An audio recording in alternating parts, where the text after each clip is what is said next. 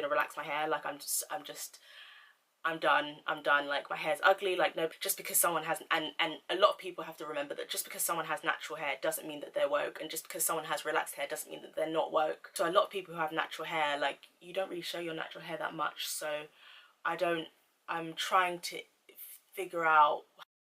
Hi guys, welcome to my channel. My name is SincerelyOghosa. If you haven't come across my channel before, I upload beauty, lifestyle, and straight talking videos, so make sure you press that subscribe button. The subscribe button is below, and also make sure you press the bell notification ting so you can be part of the notification gang. You can see from the title we are talking about why I am not going natural and I might never go natural. Make it personal. I know that, like, a lot of the time I talk about like the history of stuff and I research stuff and I talk about, you know, all the facts and stuff, but I also want to make it personal because this is about me, this is my journey. So for me, when I was a child, I always had natural hair. So I know a lot of, maybe you guys watching, or a lot of black women in general, they grew up and their mums were the ones doing their hair, and their mums relaxed their hair at an early age, or at some point through their childhood. But for me, that wasn't the case. If you're an oldie, if you're an OG subscriber, you'll know that,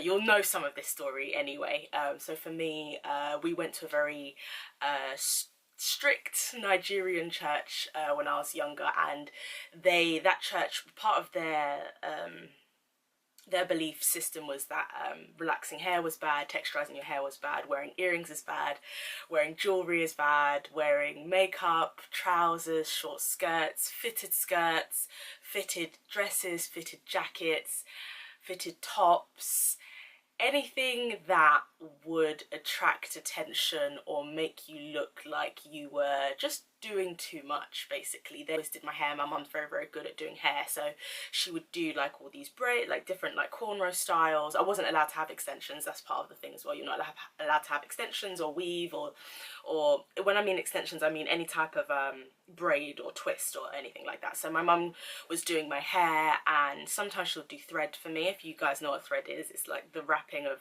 this thread, basically. Still remember the smell of sulfurate. If you guys know what sulfurate is, please do comment below. So yeah, I always had natural hair, and I grew up in Edmonton, and that it was a very, very multicultural area. Like most of the, well, I wouldn't say most, but I would say at least like half or 40% of the pupils in my school were black, and the others were either Asian or mixed race, and then we had a few white pupils as well. But it was very, very multicultural, so seeing someone with natural hair wasn't that big of a deal. But I think also because I was a child, I don't think I was aware of the pressures and the anti-blackness that comes with the whole natural hair thing, and the stigma attached to having natural hair. So like even being, I think, 9 or 10, like the most desirable girl in school had like relaxed hair, and she was she was light-skinned, and everyone was jealous of her. I mean, the black girls, everyone was jealous of her. And even then, I remember there was only 2 of us with natural hair, and I didn't think, oh, is there something wrong with my natural hair? I just thought, maybe I need to have hair like that. It looks really nice, and maybe boys will like me as well. Like already self-esteem issues were kind of brimming. And I think also my self-worth issues as a child were attached to my history of molestation before being molested at a very young age. So by the time I was about 9, 10, we moved to a much whiter area of London, and where we moved, the racial tensions in that area were very, very high, because there was a far-right political party that was very, very racist, very xenophobic, and they were very popular in that area that we moved to. So in England, if you're the way British people display their racism is a lot more subtle than the way that Americans overtly do so. I think maybe that may have to do with the history of slavery, the fact that it's just so ingrained in the American culture that blacks are lower in their mind, is so much lower. Maybe that's the reason why it's so much more overt. But here it's definitely really, really bad. And reading that book opened my eyes to the history, the centuries of hatred towards towards black people even in England. But if you want to get the book, then get the book and you'll find out all about that. But yeah, so we moved to this area, and a lot of the pupils who went to the school were white. I think that was the first time I experienced like subtle racism, and I was very aware that I was the other. I was very aware that I looked very different to everyone else, and I knew that they were bullying. Bullying began basically once, literally a few months into starting the school, and I remember for some reason it was the girls that really took a disliking to me. For me, I am quite intelligent, and I'm also quite gifted at a few different things. So I think that that makes people very uncomfortable, and it also makes white women very, very uncomfortable to see a black woman flourish, and I think that made them feel uncomfortable. This was a very working class area as well. I was ostracized a lot, because also I think if I was light skinned it may have made assimilation a lot easier, but I was dark skinned and I had natural hair, so I was the very visible other, and so all of those insecurities started to come into play. And I think the time when it really reached its peak was when I was at secondary school, and I think this is what happens though when you live in very white areas. It's very difficult to find a sense of belonging. Obviously my parents tried as much as they could, but I think being a second generation immigrant, the culture shock is very, very it's a lot, because I think if you're in the States, you've had generations upon generations who understand how things go. They understand what it is to live in a society that's dominantly white, whereas my parents came from a very black society in Nigeria, where it's a level playing field. The only one of the main issues in Nigeria is more to do with class than to do with race, and obviously you come over here and it's just so different, and the issues that they face with racism are very, as an immigrant, are slightly different to the issues I face. So I went to secondary school at, once again, very, very white area. I went to a school outside my neighborhood, but it's still very, very white. If anything, moving more into the suburbs actually. And as more black people started to attend the school, the more black friends I had, which was great, but it was just always very, very difficult for me, because once again I was the very visible other. I had natural hair, I was dark skinned. I remember someone even being like, oh my gosh, you're the darkest girl in school, you're the darkest girl in school. I was teased relentlessly for my skin tone, I was teased relentlessly for my hair. Oh my gosh, like it was non-stop. I was teased by the white people for my hair, and I was teased by the black people for my hair, and this is exactly where like misogynoir and colorism, all of it just comes into play. You're getting, you know, abuse because of your skin tone. You're also getting it probably because you're a girl, and you're expected to even at that young age to kind of be sexualized, so you're expected to look pretty all the time, and you're also expected to hold up all these westernized standards of what beauty should look like. So yeah, I really felt the pressure of looking very different. I think actually that was one of the lowest points of my life, apart from the time when I was molested.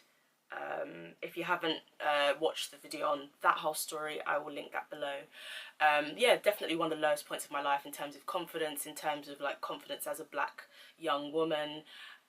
And that's why it's so funny when people come to me now and they're like, oh my gosh, your hair is relaxed, oh my gosh, like, and it's just so funny, because it's like the constant pressure of living up to someone else's standards. It's like, okay, when I was younger and I relaxed my hair, everyone was chatting crap about my natural hair, and now that I've relaxed hair, you're chatting crap because I don't have like, it's just constant pressure, which is why you can't live for other people. But after towards the end of secondary school, I was just like, you know, I'm gonna relax my hair, like I'm done, like my hair's ugly, like nobody. And it's weird because before that, at a much younger age, I was very, very confident in my natural hair. My parents always instilled in me that my natural hair was beautiful, and it was just very, very difficult as I got older. So yeah, so when it was prom, I was just like, yeah, I'm relaxing my hair. Well, I texturized it.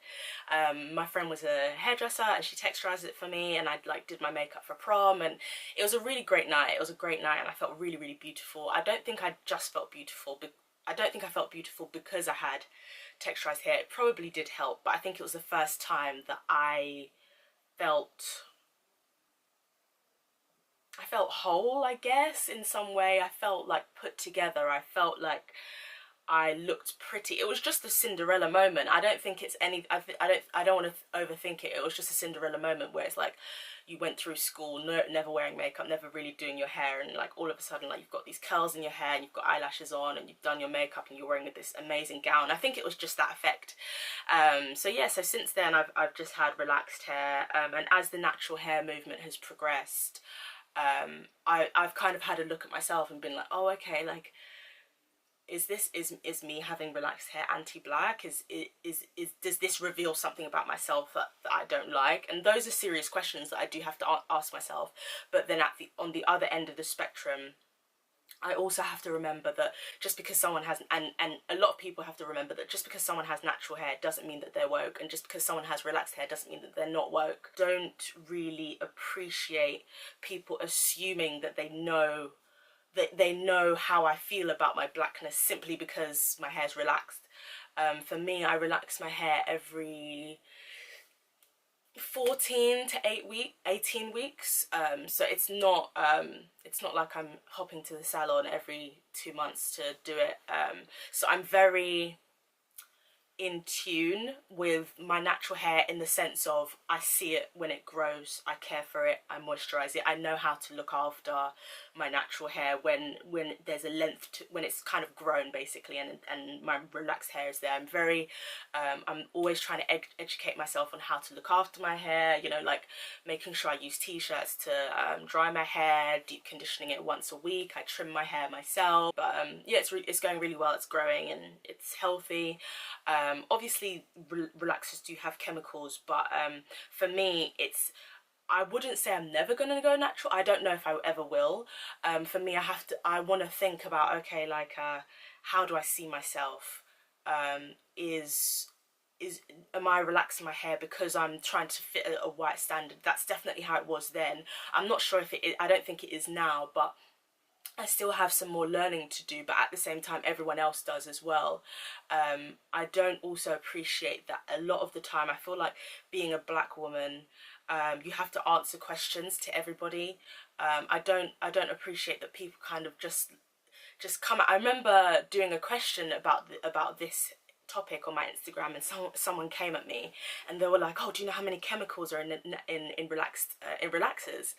And I'm thinking to myself, I haven't come to that point where I'm thinking, okay, I'm gonna go natural. I just haven't come to that point in my journey, and I don't need to explain to anyone why I haven't. But there's been so much trauma that's led to where I am, and that person who came at me asking that question, I actually went to school with, and when everyone was mocking me for having natural hair, you weren't really saying much then. But all of a sudden, now that you're natural, you have so much to say. Like at one point, you had relaxed hair too, and your journey is not my journey. I didn't grow up having someone put relaxer in my hair. I did it myself when I was 16. I was teased relentlessly, probably from what, as I was saying to you, from this whole story, from the age of 9 till 16, for having natural hair and for being dark skinned and everything that comes with blackness. And so I should be, I think people who have relaxed hair should be allowed the space to discover who they are and how they want to express themselves through their hair. Also, a lot of people who have natural hair, like, you don't really show your natural hair that much, so I'm trying to figure, like, I'm not saying that you have to show your natural hair all the time, but if you are not going to walk in your full blackness, as you call it, then I don't know why you're putting that standard onto me. I get why people are sensitive about relaxers. I get it. Like, the history behind it is very, very concerning.